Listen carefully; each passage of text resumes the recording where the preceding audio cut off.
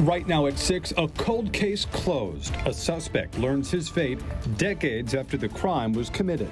And custodial chaos. The victim recovering tonight after being assaulted and having his car stolen.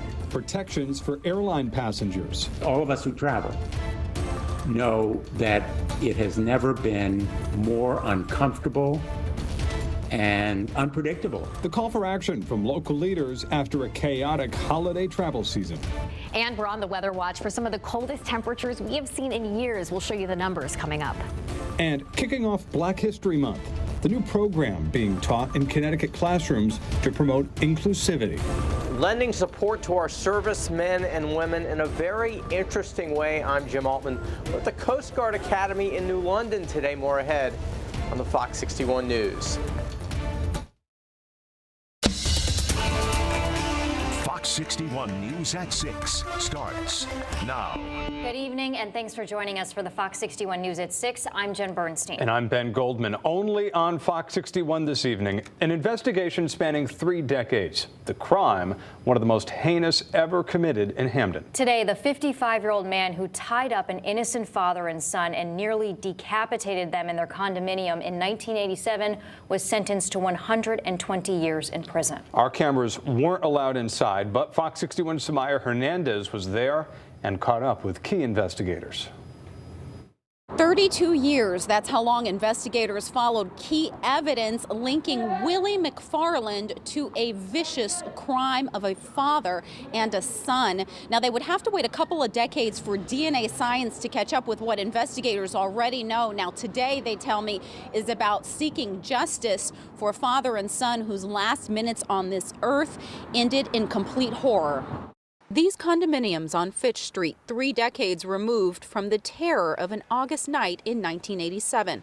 That's when Willie McFarland entered the home of his colleague Greg and unleashed what New Haven District Judge Elpidio Vitale described as a demonic level of violence and terror. McFarland bound Greg and his father Fred Harris with cords, stabbed them in the chest, and nearly decapitated them both after sexually assaulting Greg. Police who have been working this case for 35 years had their eyes on McFarland all along. Interviewing him and having him talk about what he did during that August night was really bone-chilling. Then Captain Ronald Smith was instrumental in meeting with McFarland while he was in prison for a different sexual assault and getting him to confess to the Harris murders, saying he broke in looking for money and a gun. I could almost retire now, feel good about retiring, because this case really waned on me for many years, as it did many others. 23-year-old Greg and 59-year-old Fred were found days later after a relative called for a wellness check. But Tuesday, no family members were present, nor was McFarland, now 55, when he was sentenced to 120 years in prison for the murders. Literally covered generations of officers working together and then partnering with the New Haven State's Attorney's cold case unit. We were finally able to make an arrest in this case. That arrest didn't come until 2019 after modern DNA technology linked McFarland to the scene. But who is this career criminal who refused to enter the courtroom? His attorneys say there are 2 Willie McFarlands, one who was diagnosed with paranoid schizophrenia and can be polite, and another who has 337 disciplinary tickets in prison, including 16 assaults on correction staff. They say McFarland is now in a wheelchair and old beyond his numerical years. And prosecutors in this case praised the Hamden Police Department, saying that they left no stone unturned. The officers that we spoke to, they're now retired from the department, but they tell me that they passed this case on to other officers who took it just as seriously. And today they say they feel some relief and sense of justice for the Harris family. In New Haven, Samaya Hernandez, Fox 61 News. Very tough case, Samaya. Thank you very much. Well, a school custodian in Hamden got sent to the hospital today after a suspect snuck into Wintergreen School. Fox 61's New Haven County Bureau reporter Julia LeBlanc joining us now live with the details for us. Julia. Hi, good evening to you. At last check, we're told that custodian is still in the hospital after police say he was attacked at this elementary school this morning. And police say that they do believe they know who the suspect is. They are releasing his photograph, and we want to show you his picture. So please take a look at your screen right now. You can see that person walking through the schools here, or walking through the hallways rather, here at Wintergreen Elementary School. Now let's take you through what exactly happened here. Police say it was just before 6 o'clock this morning when the custodian heard an alarm go off at the school. So he came over here and found a stranger inside of the school. That's the person we just showed you. The custodian asked that man to leave, and then he assaulted the custodian, stealing his wallet and keys and his car. Now, police say he does have injuries to his face. Now, we did reach out to the school, and they tell us the custodian is in stable condition. They also mentioned he's a mainstay here at the school. He's been here for years. They also say that he is an older gentleman. Now, the superintendent did send a message out to families saying, in part, quote, "It is my hope that the person responsible for this senseless act of violence is apprehended and prosecuted to the fullest extent of the law." Now, back out here live, you're taking a look now at Wintergreen Elementary School. Earlier, just hours ago, we saw a couple of locksmiths here changing the locks to the doors here at the school, and that's because police say the suspect stole the custodian's keys. So for anyone who has children who go here to this school, don't worry about the lock situation tomorrow, because they've switched it up, because they say that suspect stole the keys and therefore will not be able to get into the school tomorrow. Now, once again, we have his photograph for you. We've shared that for you on fox61.com. For a better look at him, just head to our website. And if you have any information, please reach out to police. For now, we are live here in Hamden. Julia LeBlanc, Fox 61 News. Julia, thank you. To Bristol now, where police officer Alec Iorato is being honored tonight for his heroic actions during the deadly shooting of Lieutenant Dustin DeMonte and Sergeant Alex Hamzy back in October. Iorato speaking for the very first time since the tragedy as he's honored as Officer of the Month. It's a great honor. It's not where we would like to be, but we believe that because of what happened, everybody needs to understand exactly what officers are going through throughout the nation. Iorato was seriously injured during that incident. Bristol Police Chief Brian Good also speaking at tonight's event, thanking Iorato for his actions and thanking the community for coming together and helping the department move forward. And had he not been there to stop that immediate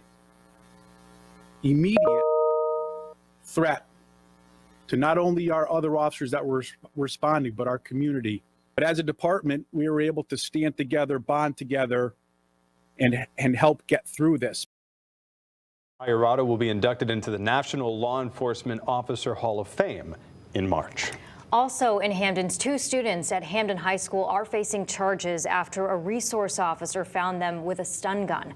Officials say the stun gun was found after the students got into an argument. No one was injured.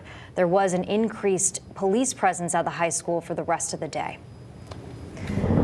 All right, another nice day out there, but all eyes are on later this week when it's expected to get really cold. And she means really cold. Chief Meteorologist Rachel Frank joining us now. Hi, Rach. Hi, yeah, definitely the coldest air we've seen so far this season, and maybe some of the coldest air we have seen in a few years, depending on that overnight low heading into Saturday morning. So that's when the heart of the cold air will be with us Friday night into Saturday. But it is just a quick duration, and then we're already seeing a big rebound for the second half of the weekend. But first, Jeff Aborn in Staffordville sharing this photo. He said he ended up getting about a ½ inch of snow in his driveway, but you can see a little bit of snow there on top of the car. And there's some rain and snow showers to the south. Most of that stays to the south, but I can't rule out a little bit coming to the north tonight. There could be a brief area of some light snow or some flurries along the shoreline or southern areas. So check in with the morning show crew. There might be a couple slick spots, maybe a sugar coating towards the shoreline. Otherwise, we're looking at plenty of sunshine, high temperatures rising into the 30s. Not cold yet, but we're gonna get there. We'll show you the numbers coming up. All right, Rachel, thank you. Well, back in December, Southwest canceled thousands of flights, leaving travelers all over the country stranded or scrambling to find other airlines. As Fox 61's Carmen Chow explains, 2 new laws will now ensure that travelers are protected if this were to happen again. She joins us live inside of Bradley International Airport with more for us. Hey, Carmen. Well, hey there, Jen. Many of those travelers have yet to be reimbursed after they were forced to cancel their holiday plans. But under this new law, this would ensure travelers are now compensated.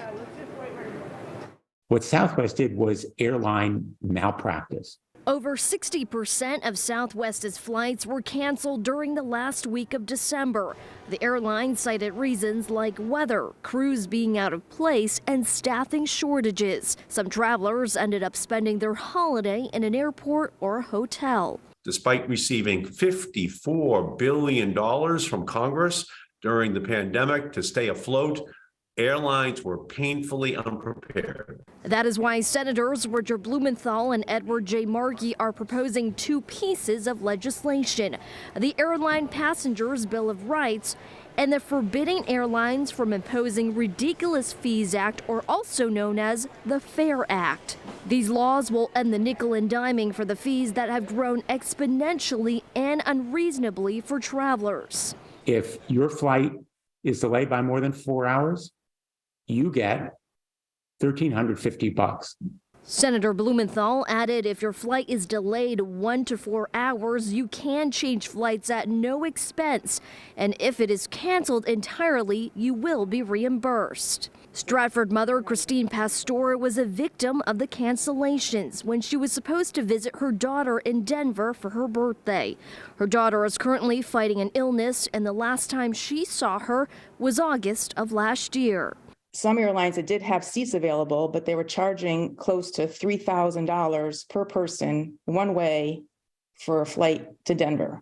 Fox 61 spoke to current Southwest travelers who are applauding the proposal of these laws. A lot of attention was focused on them for what they did, so maybe now they're going to try and be on their best behavior. Now, the two senators said this bill is supported not just by travelers, but pilots and flight crews as well. Now, when it comes to reimbursement for their travelers back in December, Southwest says that is ongoing. I'm live at Bradley International Airport. Carmen Chow, Fox 61 News. Carmen, thank you. Tonight, Hartford police are still investigating an early morning shooting that left a man in critical condition. Police responded to the area of Capitol Avenue and James Street just before 2 o'clock this morning. That's where they found a man in his 20s who had been shot. The victim was taken to the hospital and, as of last update, is in critical condition. We spoke with neighbors who live right at that intersection and say that they heard gunshots early this morning. It's scary. It's scary, because you don't know who they're shooting, and I'm more afraid of, like somebody doing a drive-by and having it hit, my window, my building. No word yet on any suspects or what led up to the shooting. Hartford police say that they'll keep us updated on the victim's condition. Well, in just a matter of hours, family members of Tyree Nichols will be speaking out on the eve of his funeral. This as the Memphis Police and Fire Departments announce additional actions against employees that were on the scene. Fox 61's Brent Harden joining us now in studio with an update tonight. Brent.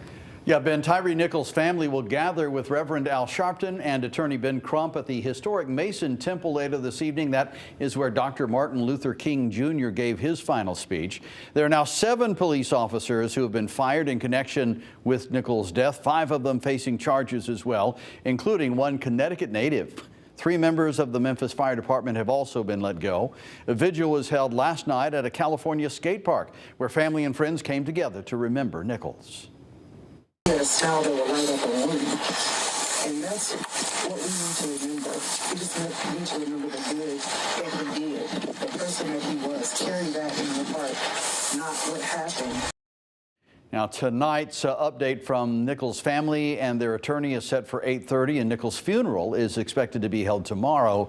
You can watch coverage of the funeral on Fox 61 Plus, which can be downloaded on your Amazon Fire Stick or Roku. Ben and Jen, back to you.